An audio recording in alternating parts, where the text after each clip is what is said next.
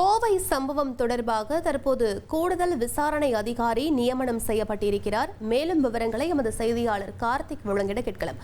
கார்த்திக், முழு விவரங்கள் என்ன பதிவு பண்ணுங்க. வணக்கம்.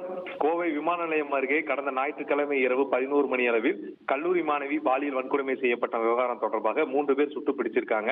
இந்த வழக்கு விசாரிக்கிறதுக்காக 7 தனிப்படைகள் அமைக்கப்பட்டிருந்தது. இந்த சூழல்ல இந்த வழக்கு விசாரணை பீரமேடு காவல் நிலையத்தை சேர்ந்த காவல் ஆய்வாளர் அர்ஜுன் விசாரிச்சுட்டு வந்திருந்தார்.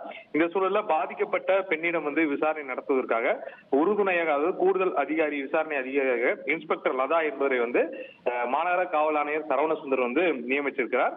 ஏற்கனவே இந்த வழக்கு பல்வேறு கோணங்களை விசாரிக்கப்பட்ட சூழல்ல மேலும் இந்த கைது செய்யப்பட்ட 3 நபர்கள் அடையாள அணிவகுப்புன்னு சொல்லக்கூடிய அந்த பணிகள் இன்னும் நிறைவடையாமல் இருக்கு. அதே சமயம் இவங்களை காவல் எடுத்து விசாரிக்கக்கூடிய சூழல் இருக்கு.